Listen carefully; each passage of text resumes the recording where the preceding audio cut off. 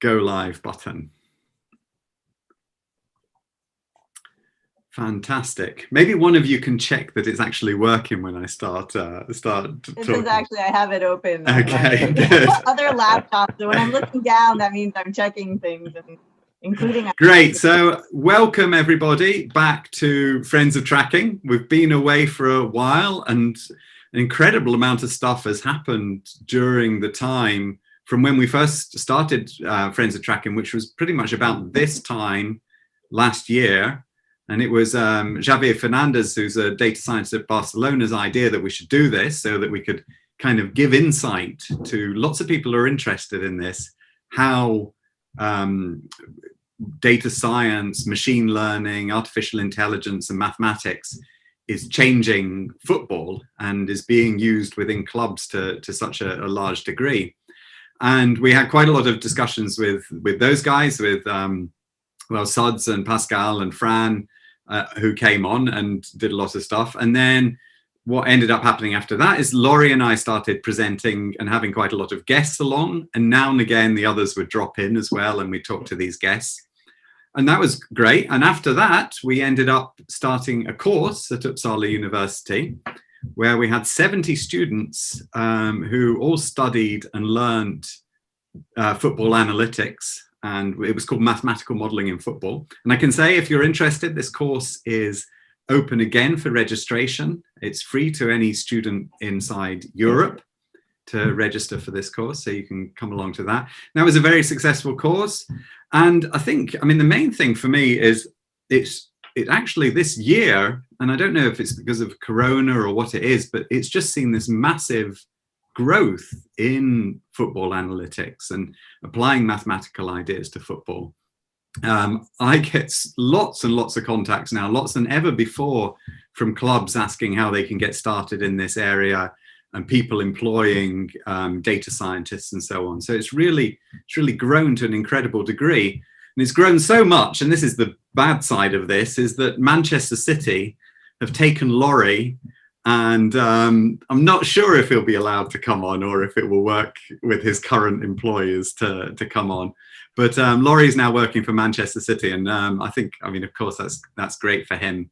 And he's going to continue doing research work as well.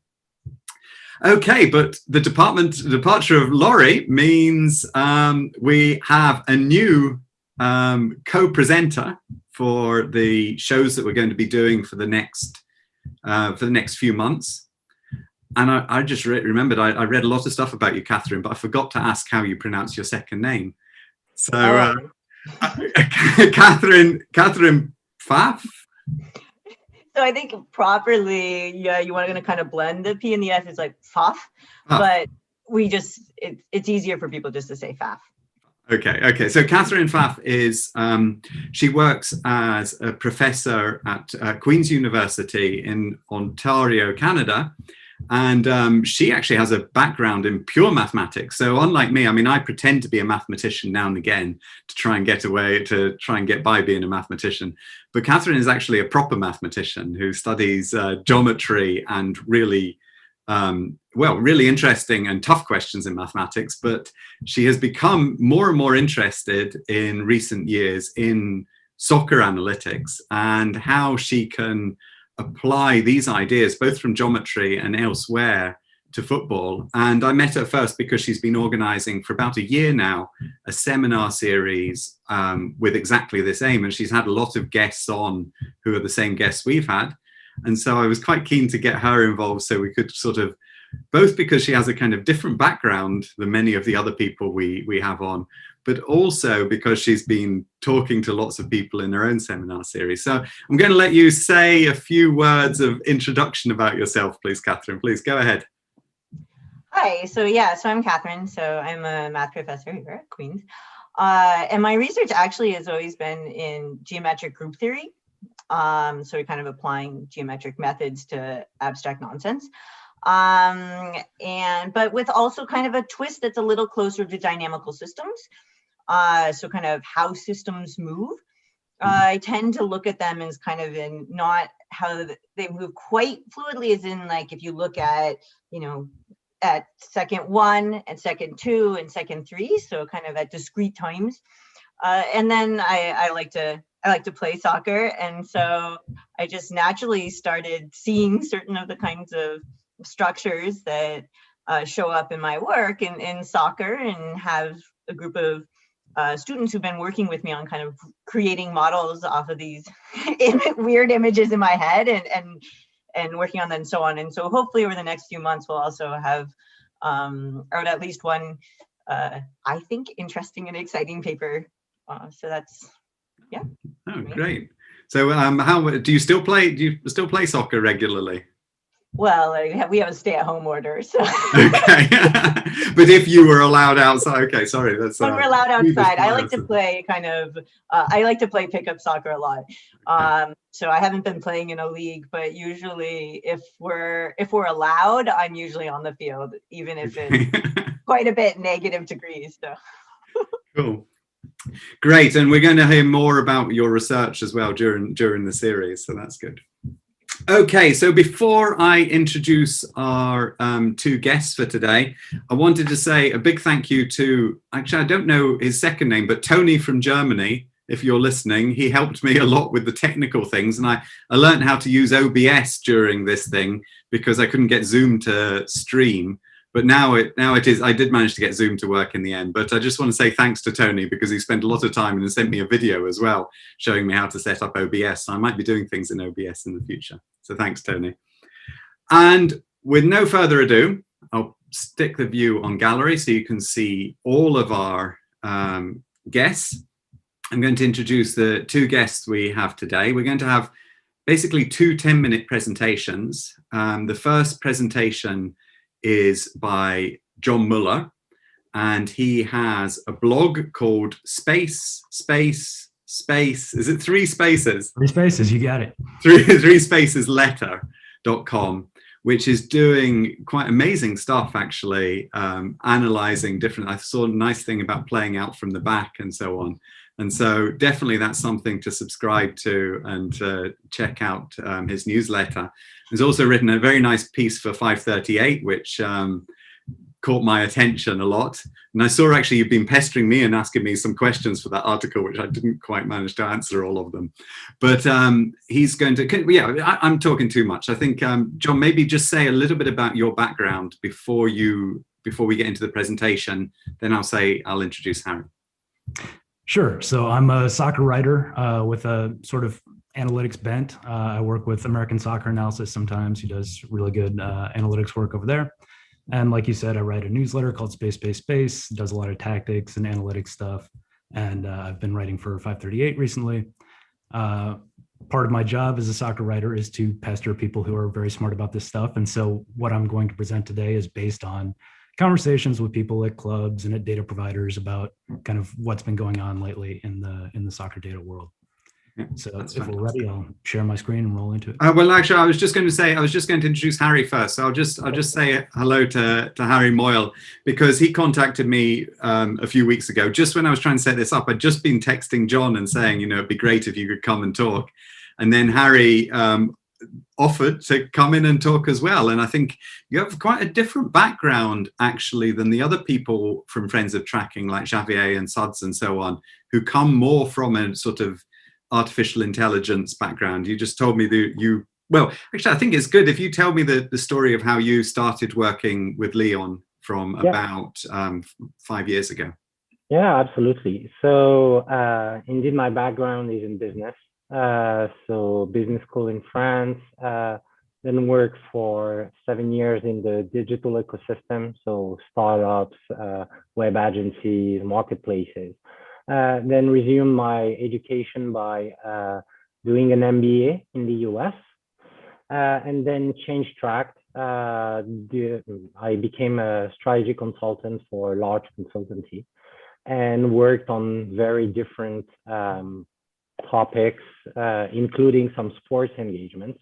And I don't know if you're aware the way it works in consultancies, but as soon as you do one project, you're considered an expert. So basically, I had the luck to had my first project early on my career at this consultancy, and then every time there was a new topic on sports, did the study. So I traveled a lot, worked with federations, clubs, franchises, executives related to sports, media companies. And then at some point, I had the chance to work for the Club of Lyon, who had the project to build a new stadium. So I helped them design the business plan of the stadium, made some organization design in order to take into account the new activities that were supposed to be launched after the new infrastructure was built. And also advise the existing shareholders on managing their risks on the equity they were putting in for the project to materialize. And then at some point, they asked me whether I wanted to help turn my Excel and PowerPoint into reality. So I accepted the challenge. I'm basically a big soccer fan for as long as I can remember. So joined the club in summer of 2015. And since then, still working here. Quite a lot of different things that I did at the club. I joined the club really on the business part.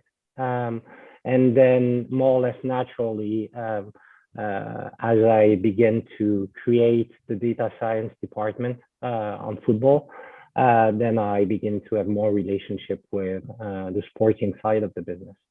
So that's the way it works. But yes, I don't have a typical resume of a guy doing data science in football club, for sure. Well, I think that's it. I mean, I think there is no typical resume, and I think that's one of the very interesting things about this, that we've had a lot of different people on, and everybody seems to have a sort of different way that they got into it. So it's very interesting to hear your story. Great. So now I will hand over to you, John. And so one thing I wanted to say, that please put questions into the chat. What we're going to do is that Catherine and I will monitor the chat, and I think this time, whose turn was it? Yes, it's Catherine's going to ask her own questions, and I'm going to monitor the. Oh, sorry, my dog's. Catherine's anyway. Ask questions in the chat, and we can get to them. No further ado. Hand over to John. Please share your screen and tell us about your reflections on where it's going with football analytics now. Sure. All right. Are you seeing that? Everybody see the PowerPoint? Yeah. Great. Look good.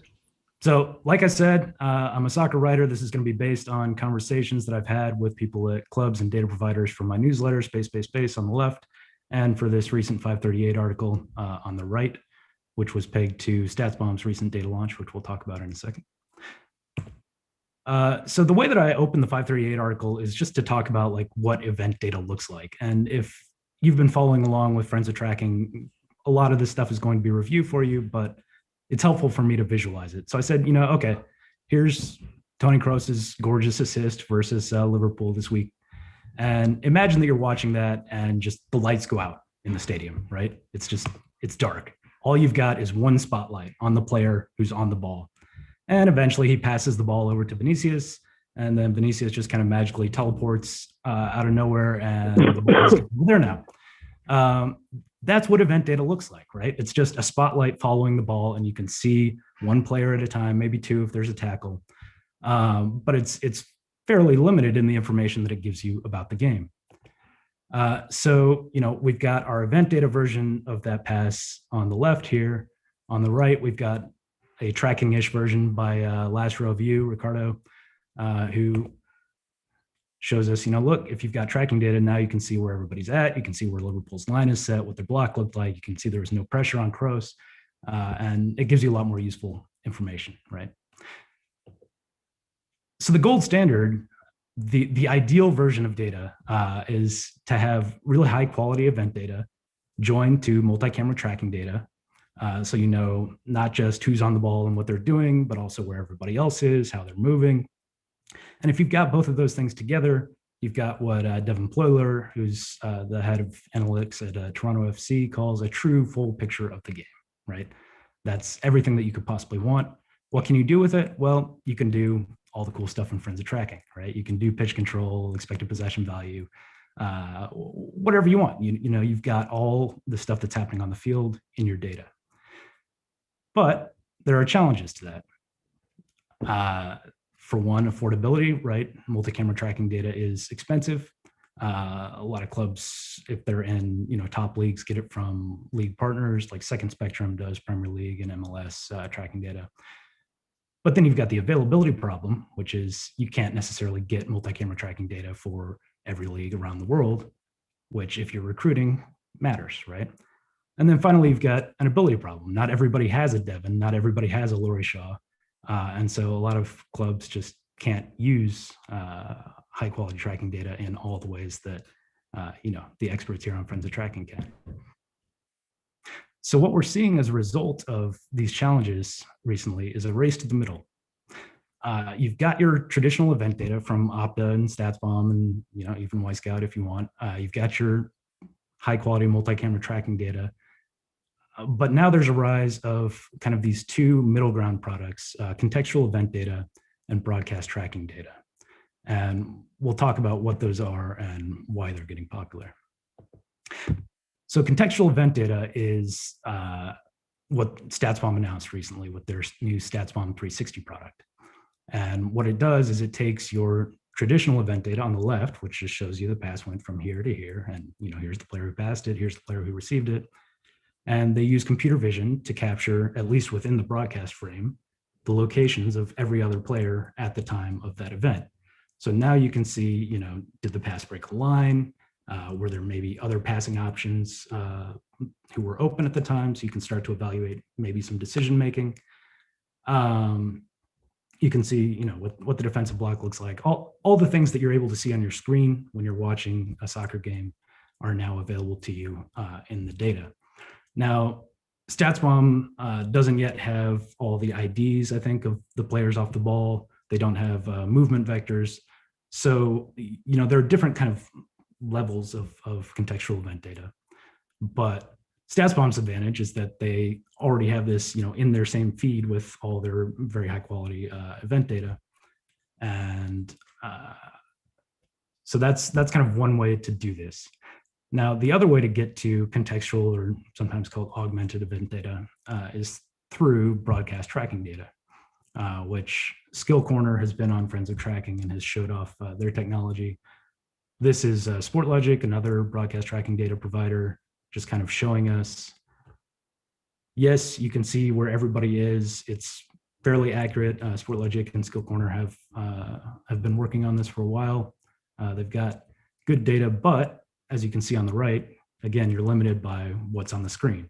And that means if the weather is bad, or if the producer decides to cut away, or there's just too many graphics on the screen, all these things can mess with the data. So it's not perfect, right? And these companies have worked also on kind of estimating the locations of players who are not on screen at any given moment. And I think that they're getting pretty good at that, but what you can use that for maybe is different from what you can use the real concrete on-screen stuff for. Now you can take this broadcast tracking data, which is great because it's available for basically any league that's on TV, right? And you can join it to event data, which is also widely available, and then you can get contextual event data that has player IDs, that has movement vectors. The player ID stuff is cool. They use, shirt numbers to recognize the characters and identify who the players are. And then they use kind of physical features, even gaits, the way that players move in order to maintain those IDs throughout the game. So you wind up with pretty good information about where everybody's going. Now, the question is, what are you using the data for, right? If you're using it for training, match analysis, research, maybe you're just using the stuff from your own league, from your own club. And then hopefully if you are in a top league, you've got that gold standard. You've got the good event data joined to the full tracking data. But I think what we're seeing this middle ground used the most for is recruiting and fan engagement. And especially in recruiting, you need something like tracking data for a wide variety of leagues if you want to do really advanced analytics on players that you're trying to scout. But some clubs just want it so that they can know how fast those players run. And physical data is very popular, and that's a kind of one of the most common applications, I think, for these things. But pending questions, I'm going to turn it over to Harry, who can tell you exactly what he's using it for. Okay.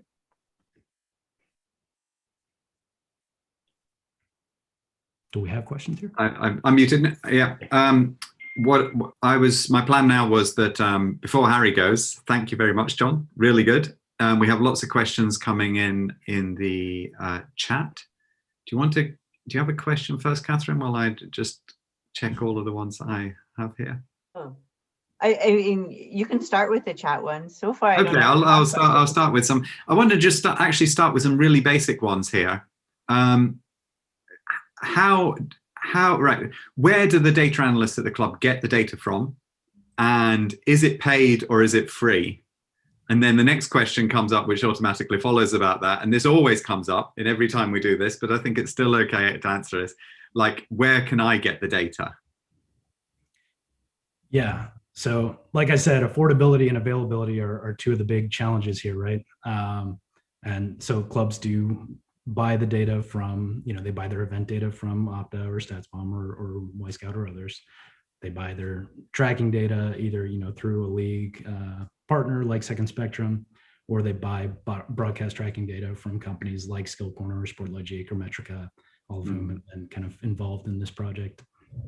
And it all adds up. One of the big advantages of broadcast tracking data is that it's relatively cheap, right, compared to multi-camera. And so you can get it for a lot of leagues and scout players all over the world. So now we've got something very close to multi-camera tracking, close to the gold standard, but for everywhere. One of the crazy things I can say a bit about price myself is that the pricing is extremely dependent on which club you work for. And what you're going to do with it. So the pricing is almost impossible. I don't think anyone knows what the pricing really is about these things. Some have more standardized pricing than others. I think also, so Bruno, who will be talking next week, was speaking in our seminar, so I know a little bit also about Metrica Sport has, they have packages which are changing over time and so on, where if you want tracking data from some particular footage that you have, they can, pull that out of there for varying amounts.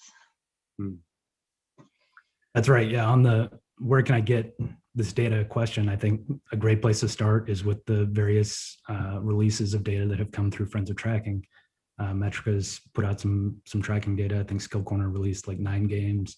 So if you want to play with this stuff, that's probably a good place to start. Metrica, like you said, has tools that can help you extract kind of small amounts of tracking data from game footage if you want to, use their services for that.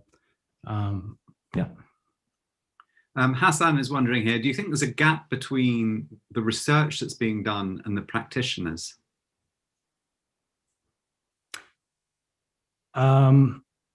I'm not sure that I understand the question, but so I think maybe I imagine researchers being like more people. I suppose if I imagine somebody like a researcher is more like me working in a university, and the practitioners are the people who are actually working within a club. Do you think there's a big gap there? So I would say that no, actually the best academic research that I've seen on soccer has been done by people who are now working at clubs. Yeah. Javier Fernandez, Luke Bourne has worked with soccer clubs in the past. They've done really good stuff. William Spearman published good papers, immediately got hired by Liverpool. Laurie Shaw has a Sloan research paper finalist right now. He just got hired by, say, Football Group. So I think that because there's a relatively small number of people who are doing really top quality research with this stuff, they're in high demand and have mostly been snapped up by clubs. And really, there are a lot of people who are learning to use this stuff, and they're also getting snapped up by clubs at a pretty quick rate right now. I've seen a lot of my friends who have done good analytics work have been hired in the last year or so. All right, that's exciting. Yeah. And that's what would you say was of these people who you see being hired and so on, what would be the sort of key skill sets that they have? That was a question that came in from Jose, asked about that. What's the key skill sets you need to be a successful analyst? I think that everyone here is probably better positioned than me to answer that, but I think that the skills that I see that I admire in these people who have been hired by clubs is the ability to ask good questions and the ability to communicate well about not just what the answer to that question is, but how they got there. Because especially with this, more advanced research, you need that trust, right? People need to understand how you got that answer and what it means before you're going to get any buy-in from a coach that they should use this for anything. Yeah, I'm getting one question is, and well, since you're American, you can answer this as well. That I mean, what's the difference? Where is soccer compared to other sports in terms of analytics? The question was from Mohammed. He asked about, are these things used in other sports? And the answer to that we all know is yes. And in fact, soccer, traditionally we say that it's behind, but is it still behind now? Where are we? So my sense from talking to people is that, yeah, we're probably still behind. I think a lot of cool stuff that's happening in soccer right now kind of happened in basketball a few years ago. That seems to be where a lot of people are paying attention to kind of get ideas. Traditionally soccer has also borrowed ideas from hockey, which has some similarities as a sport. But I think that, yeah, probably we're getting close to a point where all of these sports are pushing forward together with tracking and event data and finding new ways to use those things. Yeah, it's interesting because my feeling has actually been that because what you were saying about the tracking data is exactly what I'm thinking, which is when we have had this explosion over the last year of soccer analytics, and I think a lot of it is because soccer somehow is so different in terms of the statistical methods not working as well. But once you actually have all these locations of players, and a lot of these analysts that we've talking about are trained in physics and a lot of these, very visual areas, that using tracking data is somehow more natural in soccer. Whereas in a lot of other sports, the statistics is, events is all you really need to know. That's my impression, but I don't know if That's great. I'm going to pin you down a bit later, John, on which is best, Scout, Opta, or StatsBomb. And I'm going to ask you also the skills corner question and all of that. I'm going to give you a sort of grilling about which you think is best and where all of that is going. But I'm not going to do that yet. I thought I might let Harry give his presentation first, and then we'll come back to some of the tougher questions.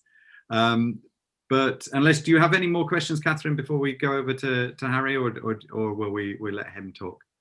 There's one that I was curious about, which I don't know if you have the answer to. I was just curious about, you were saying that I hadn't heard this before about their estimating locations of players that are not on the screen. Do you know how they do that by any chance? I don't. I have talked to Skill Corner about it a little bit, but didn't get a really technical answer. I do know that obviously it's not as simple as just kind of mapping the trajectory from when they disappeared on the screen to when they reappeared on the screen. I know that they said that they can get it accurate within a few meters most of the time, but yeah, I don't know the technical explanation for how they do it. Interesting. Okay. Great, cool. I'll hand over to you, Harry, and you can give your presentation from a football club's perspective on this. Sure. So, can you see my screen? Yes. Okay, perfect. So, we'll basically elaborate on the several points that John has made and discuss all the topics. So, if you get bird's eye picture about football data penetration in the football club in last season, it would probably look like this. You have four broad areas where you can use football data. So you have everything related to scouting and mercado, so decision to buy and or sell players. So it can go from pre-identification of hot prospects to evaluate one or several prospects, to shortlisting several players on a position where you know that you're going to hire somebody.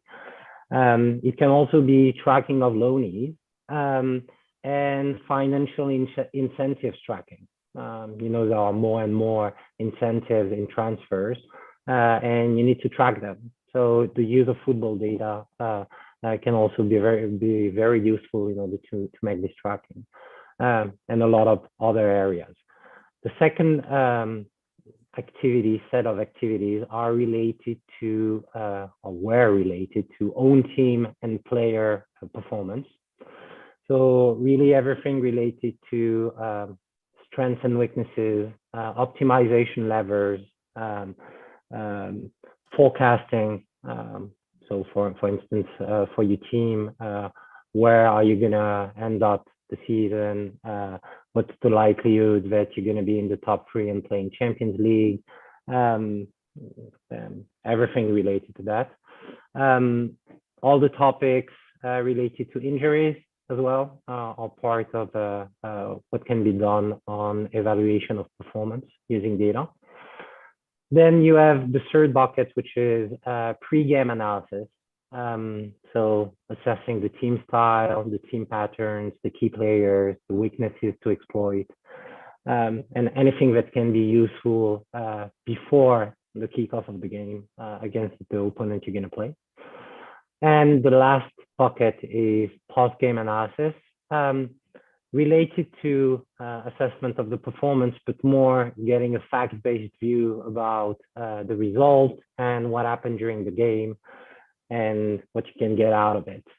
So the difference between what you expected game plan and the realized game plan, as well as traditional things like looking at expected goals and other advanced metrics in order to get a view about the game using data.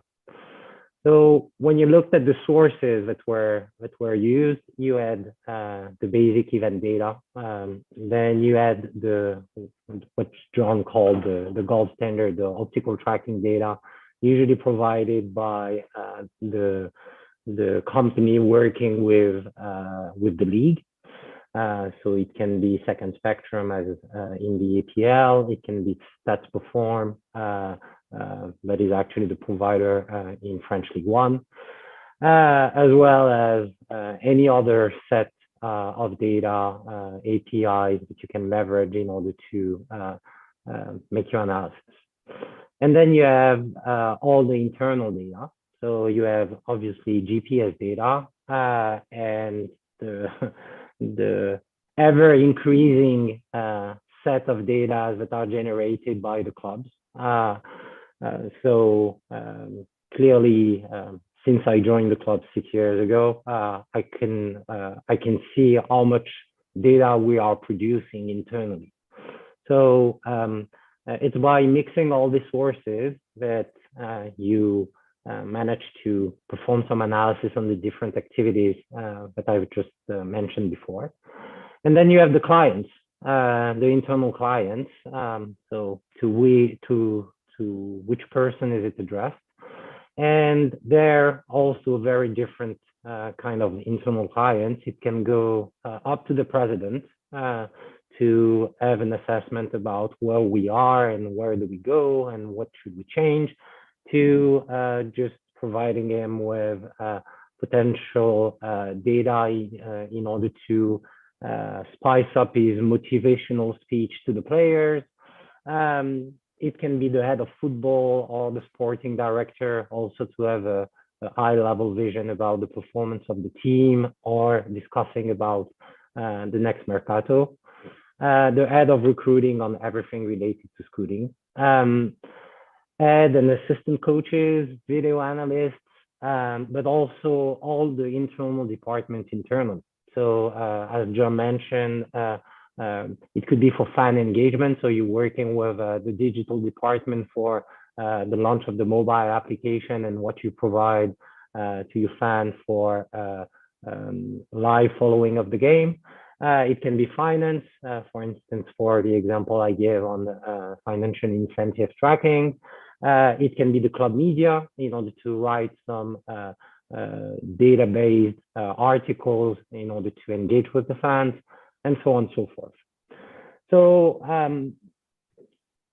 the thing I'd like to add is all these things, I mean, depend on the club, the size of the team, their culture, and their level of adoption.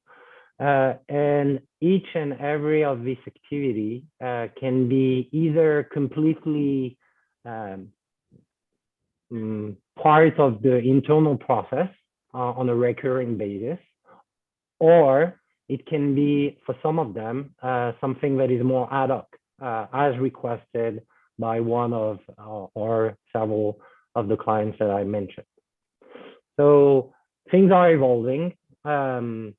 Clearly, adoption within clubs is probably the thing that is the most difficult. I can only agree with what John has said in terms of what's the most important skill that you have to develop. It's communication, because at the end of the day, bringing the so what of your analysis is important. But more importantly, I would say, in order to make data adopted internally, you will face in some form, more or less active, I would say, some people that will be reluctant. And if you're not communicating well, it will be used against you, saying, okay, it's just pure theory. We cannot act on this. Okay. So, so that was the view about what I understand is the kind of activity that you can do leveraging football data. And then what happened last summer is partial tracking data arrived. So what it opened as in our club, and more generally overall in the club overview, is potentially new horizons. So clearly it gives more context on the 99% of events that are not shot. I think especially StatsBomb did a great work about what they call freeze frame, showing where everybody is at the moment of a shot. But as we all know, 99% of the events are not shot. It changes the paradigm on current availability granularity trade-off, as John mentioned. So clearly, if I take the example of League One, the status in our league is that you can only get complete tracking data on your own games. You cannot even get them for other games of the league, only for your own games. I know that the situation is very different from one league to another, but as a result, clearly getting more availability of other games is something that can be quite useful. And I'll come back to that in the next slide.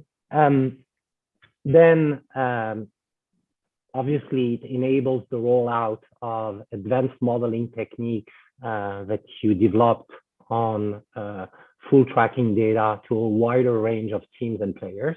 So useful for scouting, clearly.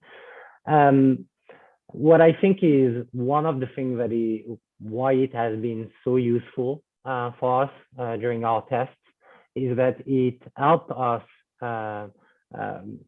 getting scale to assess the validity of the models and advanced KPIs that we design on tracking data. So as I told you, in France, we only got our games, so 38 games a year. I mean, I'll give you one concrete example. We developed a KPI with input from different people internally. We were very, quite happy about the results. When we tested it on 70 games, it looked okay, as a good metric to follow. But as we gained access to some partial tracking data, then when you can test that on 100 games, 200, 500, 1,000 games, then you just realize that your KPI is not that good. So you just go back to the design phase of your KPI, you make some changes, and then you can hopefully come back with something that is more useful and more relevant.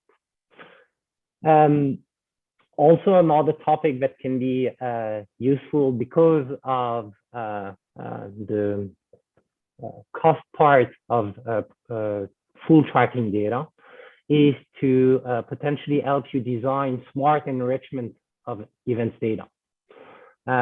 So basically, when you get context on a lot of events using tracking data, you can make some tests on event data in order to try to find some rule of thumbs that give you some fair approximations of what you get with full tracking data, but on events data.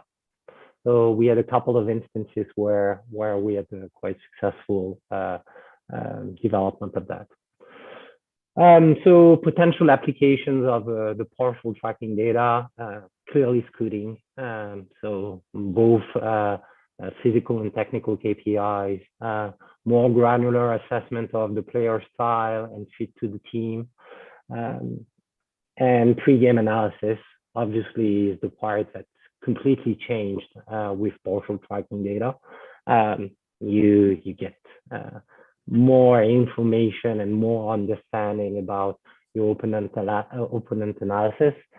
And so it helps also bringing more value to the video analysts and help them in their work. So that's my perspective about what partial tracking data brought to the table. Now let's talk about the limitations. So one point is really legal. So impact of GDPR. I think it's valid for full tracking data, partial tracking data, even data. But I mean, there's not a week in my position where I don't have a bad surprise in terms of the GDPR impact on what we can do and cannot do. So clearly it opens the question about will there be some border that will be set where potentially you cannot leverage this data and store them. And then, as I said, depending on the country and league, there might be a gray area. So as I said, I think in my understanding, there are more leagues that don't give access to complete tracking data, but leagues that give access to tracking data. So we, in our case, were just performing tests because by the regulations of League One, we're not supposed to leverage data, tracking data from other teams than ours. But I mean, it's the question is how long can leagues stay with that kind of philosophy when you see the evolution of technology and what the providers are putting on the market every month now. So on the technical part, as said by John again, off-camera time is an issue. And really our experience at least is that extrapolating is not trivial. You can do things, but even on the most basic extrapolation, for instance, with the distance run by a player for a game, I didn't see at the moment any extrapolation that closely enough matches the real data. Then there's the video feed quality that impacts the number of players captured on the partial tracking data. So usually you get 70 to 80% of the players captured. So 16 to 18 players on a given frame. And the partial identification of players. So depending on the provider, you can get more or less of the player names, but all of the time, usually you get the player's team. And then the economic part, so it's expensive. So David, if you have some advice to tell me what's the fair price of the data, I'm very happy to hear about it. But in my experience, the price of even data is in the range of hundreds to €1,000 per league per year. The price range for partial tracking data is more in the range of tens of thousands per league per season. So it's expensive. Clearly, in the current economic context, it's a challenge. But one thing is sure is that prices will decrease as more and more providers are offering this kind of services. It will put downward pressure on the market. And so my best guess is that in the next couple of years, you will get partial tracking data for the price of event data. And the last point is also mentioned by John, is that processing tracking data at scale usually requires investment in infrastructure and the talents in order to make the right analysis. So, I mean, quite significant list of challenges, to be honest. But at the end of the day, I think that partial tracking data is a game changer. As it will be more and more adopted by clubs, it will probably also bring some additional research and insight into the game of football. That's it.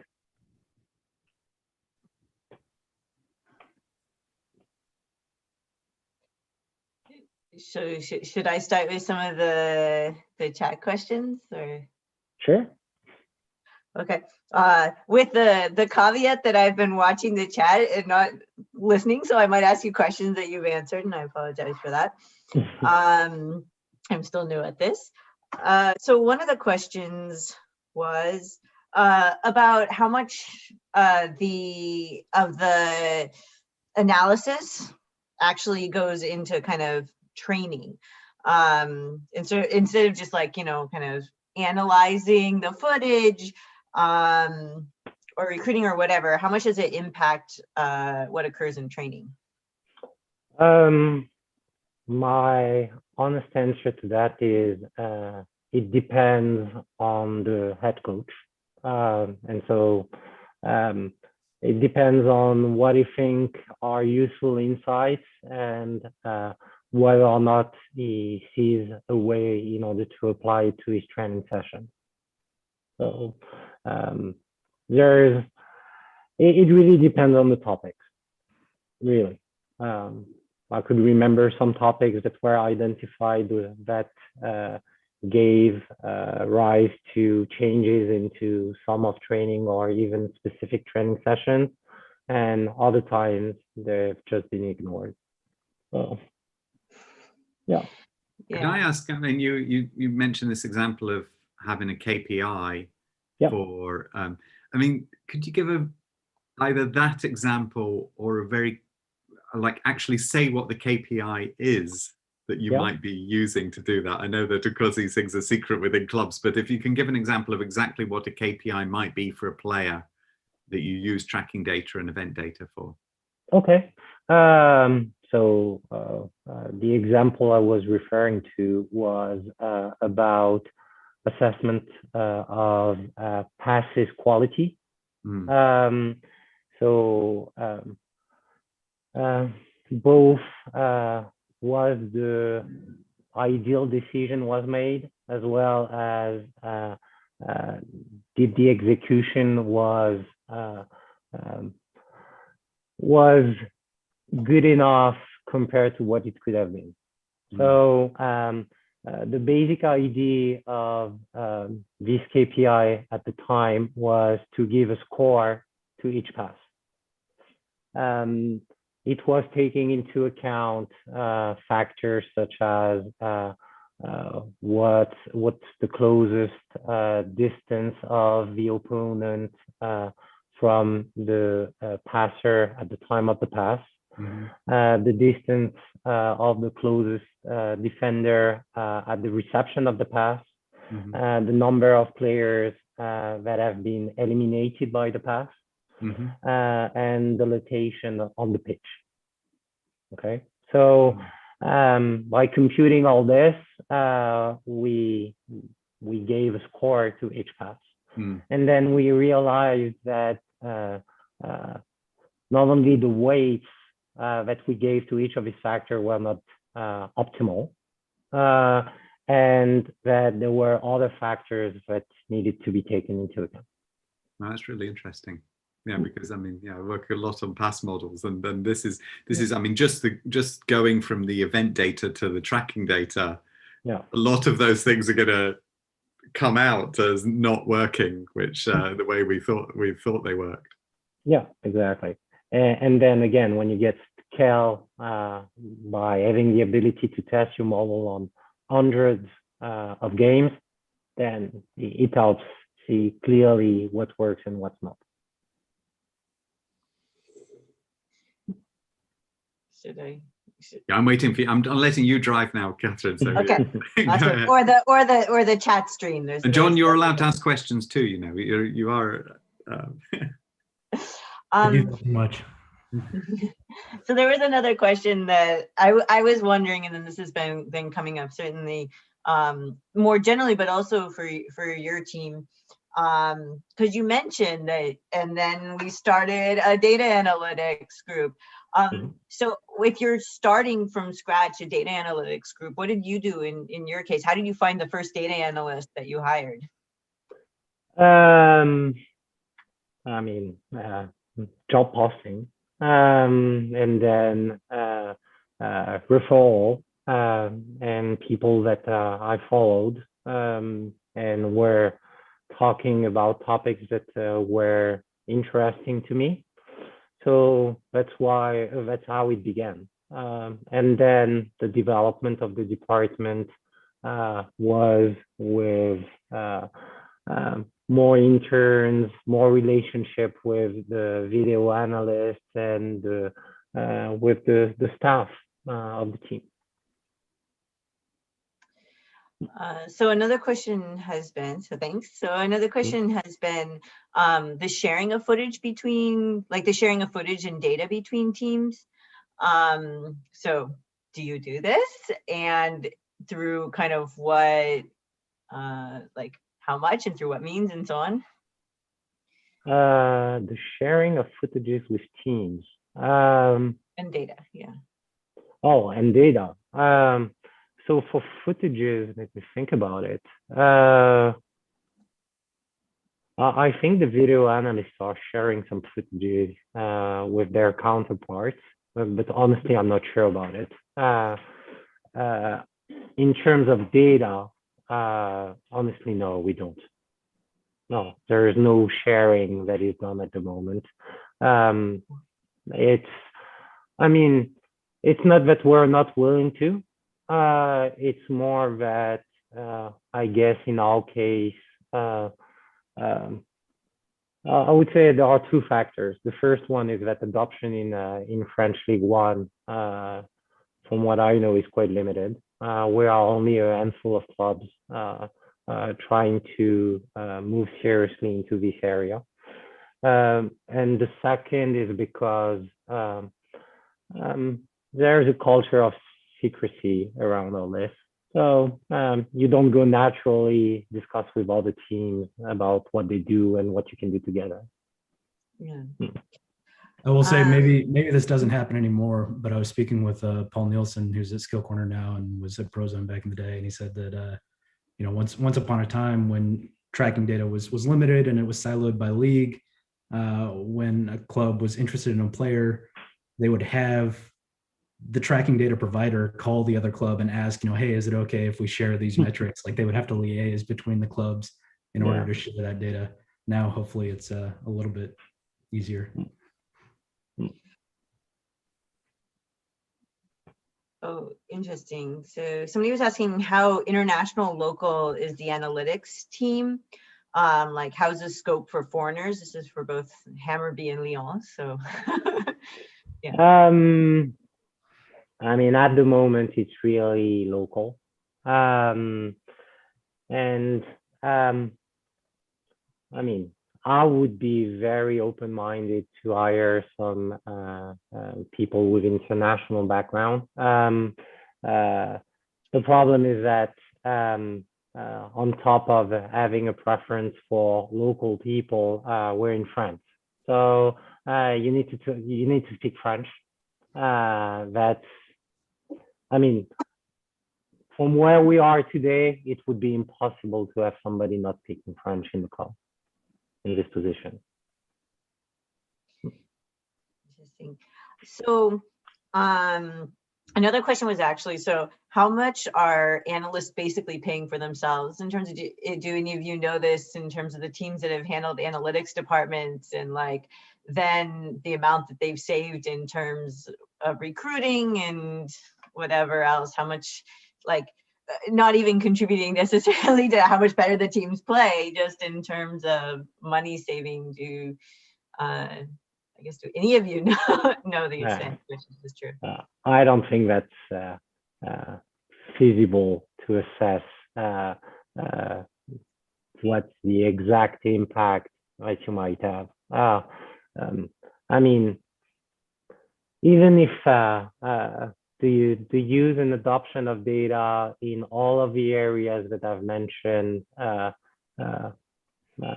would be optimal, it's still a mix between art and science. And so at some point, quantifying what part is related to your use of data is black magic to me. And this one is very interesting for me, because I did an interview when I started working for Hammarby, and I said that if we could add 1 or 2% to what we did, then that would be a massive improvement. And then apparently there was an interview for Barcelona where an insider there said that they add 0.01%, and I think that they were sort of kind of I don't know. I mean, they were sort of trying to say, it's a team effort here. It's not 0.01%. But then Ian Graham took up this, who works for Liverpool, and he was, I think he was implying that you have to be able to say that you add even more than 1 or 2%, because 1 or 2% is maybe now and again. He gave an analysis of a sort of a pretty good team. It's a chance of going from 48% to 52% of qualifying for the Champions League. So in fact, it's their season just now for Liverpool. It's their chance. 48 up to 52 is only a 1 or 2%. And so he said, you have to be able to offer more than that, really, with good data analytics. But my point is, let's assume that you make a rock solid analysis and that you get an insight that you share with the head coach and is adopting it. Okay. How can you really evaluate what's the impact? You can argue that should that analysis have not been done, then it wouldn't have happened, but you're not sure. Perhaps the event would have occurred anyway. So, I mean, really quantifying that precisely, what the impact for me is impossible. I mean, another part of that is all to do with the stories that come up in the media about the analytics department. So I'm very aware of that. I start working for Hammarby, and then there's this expectation that the people who are doing data science now are going to get some results. But then at the same time, I know that football is an extremely random sport. So even if I was gaining that sort of 4 or 5% edge or something like that, which I don't think we are, it would be drowned by the 70% noise that's contained in a football match, and we'd never know really. So I think it's a very good answer that you make, that it's a kind of unknowable thing, and you can you just believe that you're making that step forward. I mean, I'm absolutely certain, but I'm a believer that it contributes. But once you said that, saying that it contributes 1%, 5%, 20%, 50%, I don't think you can do that. And I think it really depends on the area you're talking about. And if you evaluate the pluses, you need also to evaluate the minuses. So there's another question. There's a lot of questions. Some of them we might want to answer later or refer to other videos or something, I feel like. But one thing you can say, Catherine, is that other people can, if there's some more basic questions that we might have covered in other, please, if you're another person who's watching it, answer the questions of the people who are in there, so that we can maybe get onto the slightly more interesting. Yeah, they are doing some of that, because they're all interesting questions, but maybe the more advanced ones. We're working into the sort of hour now, so now we have to get to the advanced stuff. Well, there was one more I wanted to ask, which I thought this might be a good group for, which was the how much of this kind of real time is getting to the coaches during games? Is that something that happens? I mean, very limited at the moment, because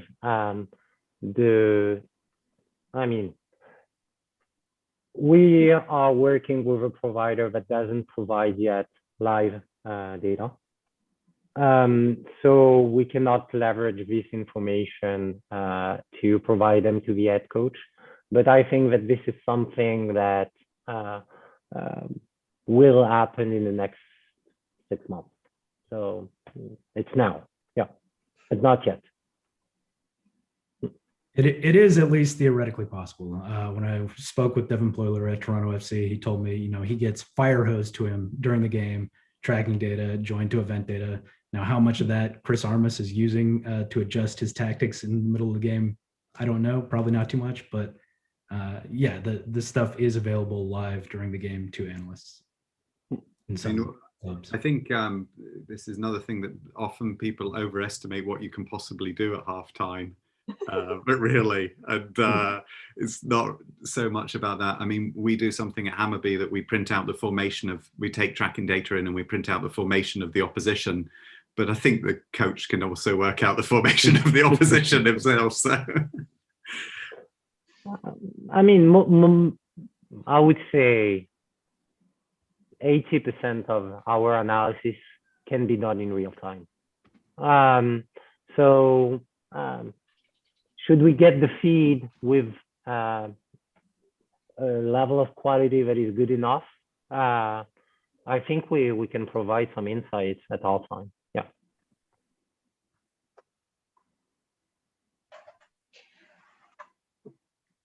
So you said we were coming up on the hour. Are we feeling? I think I'm happy to keep going for a bit. I have an iPad full of questions here, actually. Oh, you have an iPad full of questions. Oh, we should let you ask your iPad full of questions. I think one thing I'm quite interested in asking both of you, maybe starting with Harry, who's on it. I mean, quite often I'm asked about how much clubs are investing in this stuff and how much they're doing. And I often give the answer, and I don't know if this is true, that there's a sort of bluff aspect to it, that clubs are saying they're doing more than they're actually doing, and that's partly because they're a little bit scared that they're going to be found out that they're not really doing anything. And that's a tough question, but I'm going to hand over to you, Harry, and see that's an interesting theory. I mean, from what I've seen, there's little bluff around it, at least in France. You clearly know who are the clubs that are doing it and the clubs that don't. Okay. I mean, clearly when it's communicated externally, you tend to put some rosy glasses around what you do. But at the end of the day, I've never seen a club saying that it is doing something that it doesn't. Mm. At the opposite, I would say there are several clubs that do things and they don't communicate about it. To come back to one of the questions that was asked to John, I think, but again, the level of adoption is so heterogeneous at the moment. It's very hard to generalize. But for the clubs that are really serious about football data, I would say the gap between research and practitioner is quite limited. But you have clearly things that are done in clubs where you don't have research yet. Mm. So I think the best clubs are at the forefront about what's developed. And I mean, makes sense. The economic power of the clubs is much larger than the money that there's in academia. Mm.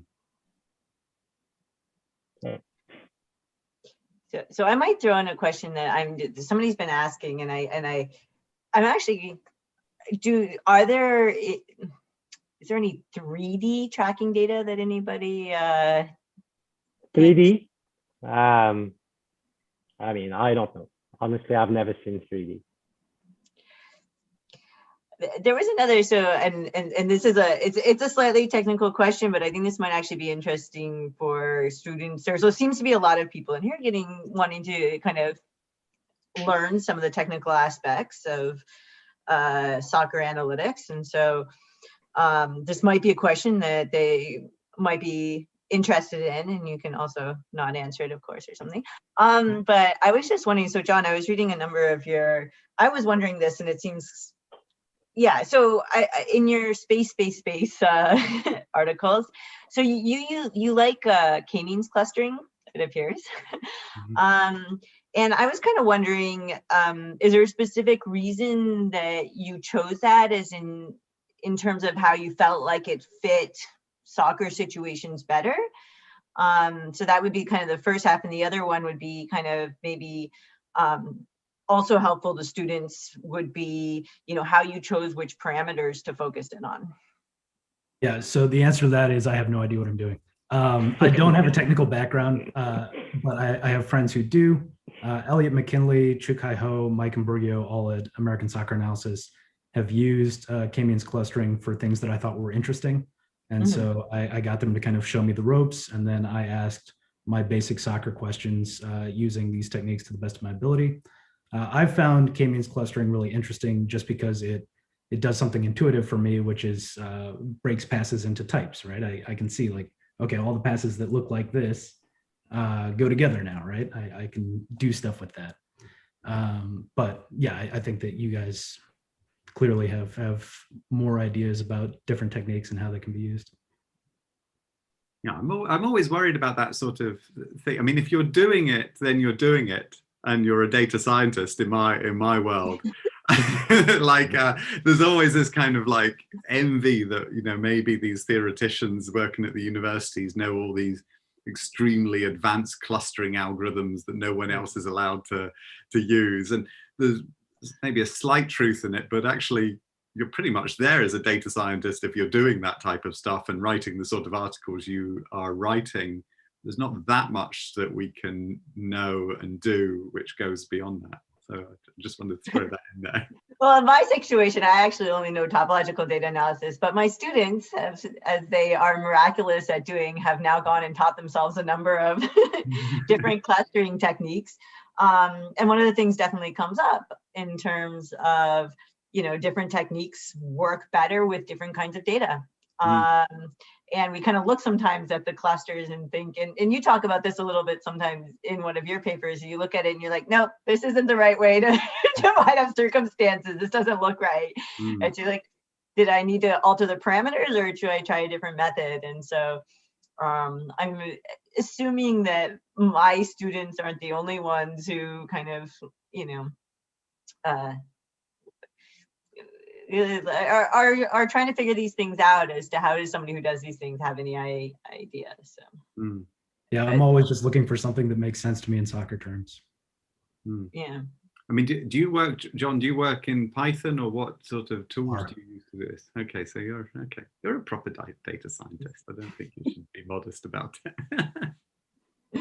You just asked another question that's been on, people have definitely been asking about what to do to get started, and I sent them to Dev Employer's handbook and to these videos. Does anybody else have any advice on that? And your course, of course. Yeah. And what we always say on top of that is, like, find a project that you find interesting and work on that. Like I was mentioning with John's playing out from the back, find a question which you think, I want to know the answer to this question, and then the techniques sort of fall into place, I think. Yeah, I would add, go to Twitter. I mean, there are so many people posting interesting things that can make you think about it. Yeah, I mean, that is interesting, because there is so much stuff out on Twitter, and it's very interesting to hear when clubs are actually looking at No, that's true. I mean, sometimes there are some very trivial things that are posted, but sometimes you see people that are pushing the boundaries about what you're doing, the way you're doing it, and at least it makes you think. It is interesting, because that was also the first, I've never had a Twitter account up until less than a year ago. And what got me to start one was when I was running the seminar, and the number of analysts who said, if you're interested in soccer, hockey, whatever analytics, you need a Twitter account, and you need to follow everybody who's doing analytics to kind of, that's actually before it goes into journal articles or anything like that. A lot of it, Twitter and blog posts, that's kind of my understanding. Do people, other sources? Other sources. I mean, there are a lot of things on the, I'm using Google research a lot, but yeah, no other tools on my end. Can I go back to a question which I said I'd throw at John, and I was going to ask you both, is comparing the different data providers just now. So if we start with event data, you've got Opta, Wisecout, and StatsBomb. This is what I love about having this there's sort of an independent channel at Friends of Tracking, that we can have this this kind of question about which one. Maybe, do I want to ask it exactly which one would you use? Anyway, Wisecout, Opta, StatsBomb, please comment. John goes first. He's more independent. I have nothing to lose here. So I haven't worked extensively with all three, but I can tell you kind of what their reputations are. Wisecout does not have a great reputation for data quality. Its big advantage is that it's got a great video platform, and the event data is linked to the video, which is cool. Opta's big advantage, now StatsPerform's big advantage, is that they've been doing this for a long time. They've got huge market share. They do it for a lot of leagues, and they do it live. The live thing is a big deal for clubs, for a lot of applications. And StatsBomb has not had live data. They're going to have live data soon. I don't know exactly what that's going to look like. But StatsBomb has probably the best reputation for data quality. And especially now with 360, they offer some features in their event data that the other event data providers don't have. But even before 360, they had pressures, which other people didn't have, and like pass height and shot height, some extra stuff. But because they don't do it live, they can get more precise timestamps and more precise locations. And so if you're using it for something where you don't need, immediate data, like recruiting, for example, I think that StatsBomb probably has the best reputation there. Am I going to get something out to you, Harry? Yeah. You want my phone to ring a lot tomorrow. So we are working with StatsBomb on events data. and we start to perform on full tracking data. So it's a mix of experience-based and choice made by the league. So, but these are our two preferred suppliers at the moment. Obviously, we're using Scout as well, but more for their web-based tool rather than for the data. We are also working with Instat. I mean, we've worked with a lot of providers. I think I want to just add a little bit in defense of Scout in order to, I don't know, journalistic balance here. Scout have by far the best coverage of event data. So if you're in a smaller club and you're looking at, or even if you're in a big club and you want to do it, Scout, and their event data is better quality than it was 2 or 3 years ago. So I want to add a little bit about there for some balance. And for anyone there was a few people who've asked about data. Scout data for 2017-18 is available for the 5 major leagues if you want to start playing about. StatsBomb data is available for a whole range of matches, including women's matches as well. And Opta are the only company which haven't made data openly available for amateurs, like many of the people who are watching this, to play around with. And I think that's a frustration. I think that they haven't done that too. But then I'm going to get onto the next corner of the question that's related to what you said about the what was the word you used? A word, John, when you talked about the fact that StatsBomb. So it's very important to me. StatsBomb haven't measured the velocity of the players, and right at the start when Catherine was saying, you know, that she's interested in dynamical systems and so on, and that's what it's all about. And I think that that is the key. You need to know the speed and the velocity of things as well. You can't just have the positions. And so how serious a problem do you think that is in their data set? I think that it depends on what you're using it for, right? Anything is better than nothing. I think that having freeze frames on every event and just player locations off the ball is a tremendous advance on just, you know, ball moves from here to here. But yeah, I agree. I think that ideally your contextual event data is probably going to tell you, you know, how players are moving, where, and how fast. And I think that StatsBomb, when I spoke to Ted Knudsen, the CEO of StatsBomb, he said they're moving in that direction. You know, it's just a matter of ramping up their ability to do basically full broadcast tracking. Plus, I would add, because we tested some early StatsBomb 360 game data that they share with us. When you have 2 events that are close enough in time, you can infer velocity. And it happens quite often.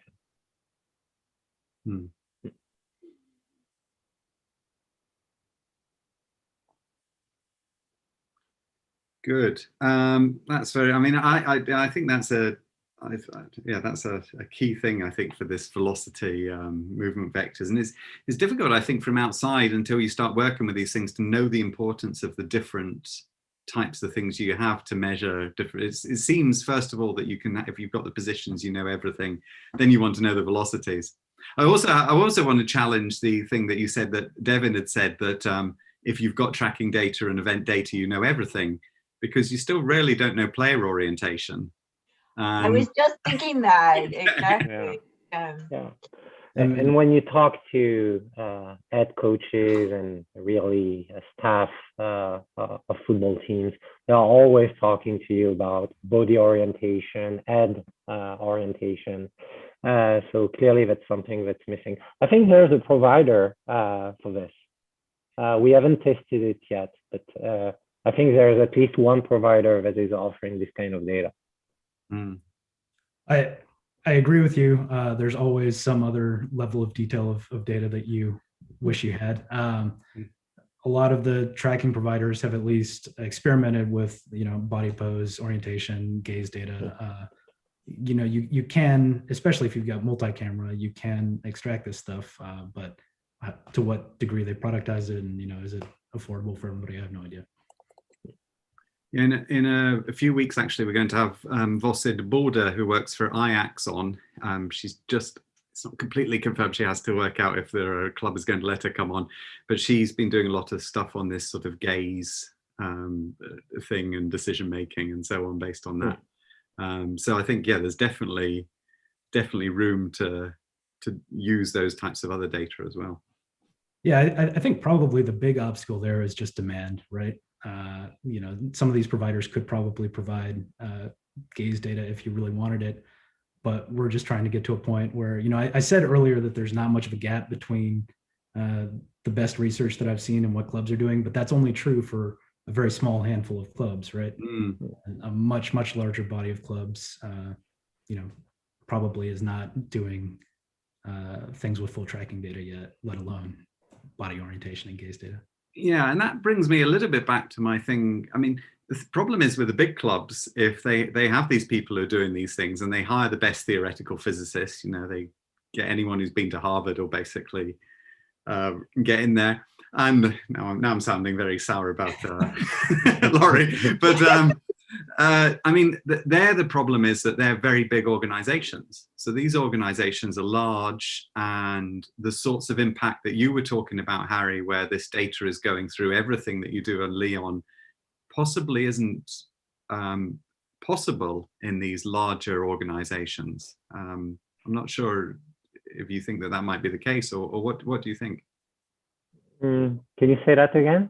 So I was thinking about, I mean, when you're in a very large club with a massive organization and they have a research and development department, then the challenge then becomes getting that research and development into action on the pitch. And smaller clubs can get it sort of more efficiently into action on the pitch and in the recruiting. I was wondering if you think that might be the case. Because I was thinking...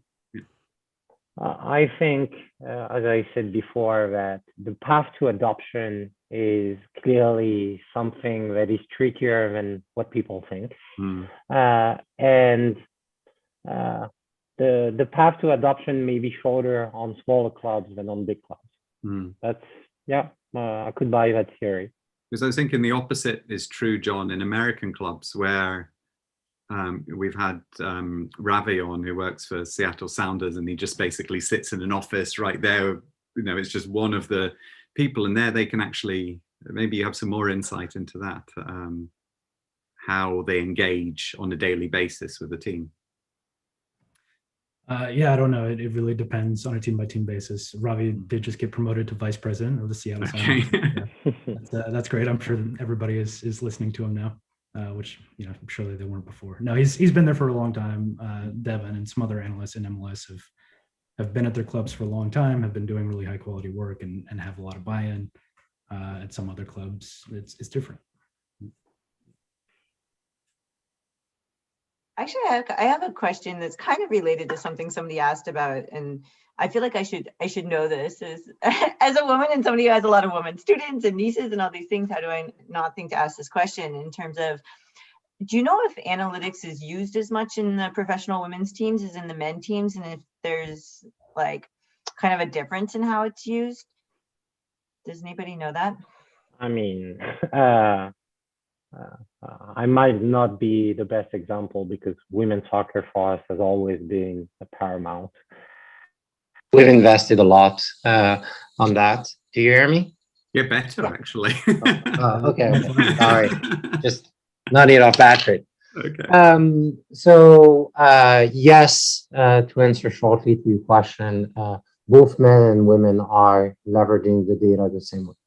So we're doing the same thing for both men and women teams. I would say that that's true at Hammarby as well.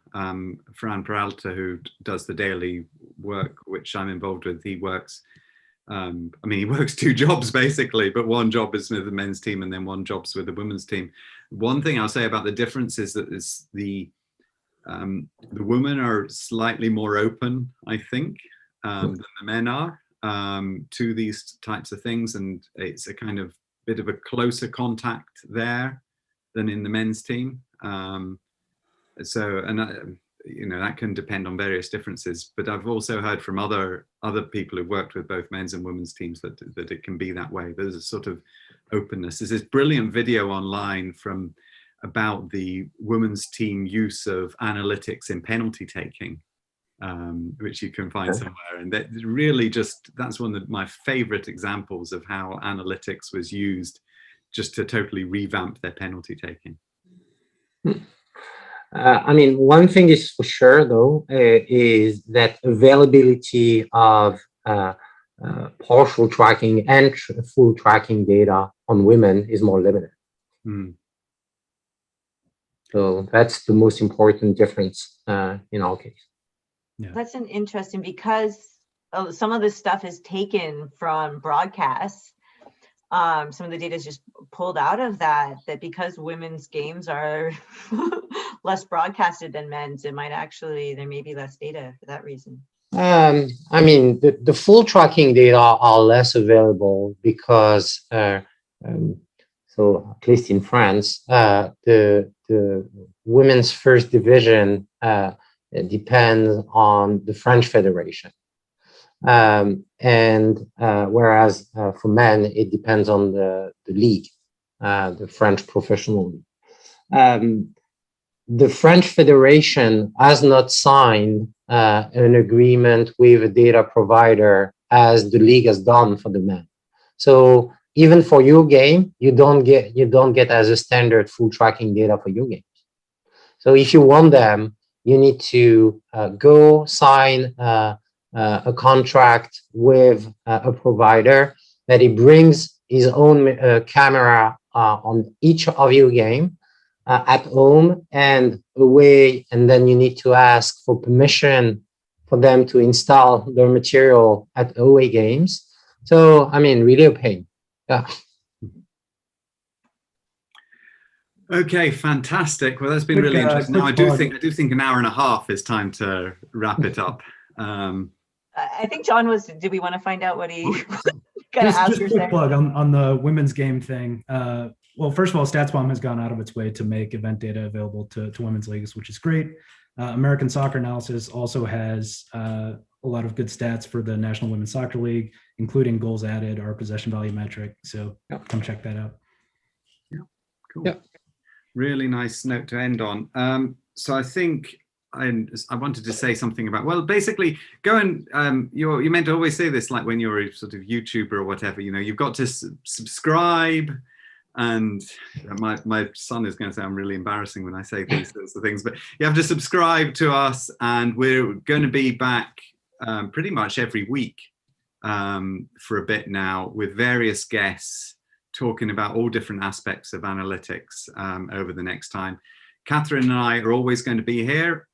We're also going to be joined by the original Friends of Tracking, Suds and Javier, and maybe we'll even manage to get Pascal to come back in on some of these occasions when they can make it. And we'll just try and cover everything. And so, and also the other thing is we're going to have a few more tutorial videos as well. So you'll see coming up on the channel tutorial videos. And if you're really interested and you would like to make some sort of tutorial videos, we're definitely open to submissions. So please just, my DMs are open, send me a message and ask. And don't send me too many messages about how I get into football analytics. That's what these videos are all about. So you've got most of the answers to that. But please do if you want to do something on the channel and you think you have something good. Have I covered everything, Catherine? I think so, except to thank Harry and John for joining us today. Fantastic. You know, you're the one who knows how to host a seminar. Thanks for the invite. Yeah, thanks for coming here. It's been really, really interesting. I've really enjoyed coming back to this, actually. So thanks a lot, and see you all next week. Bye-bye. Thank you, guys. All right.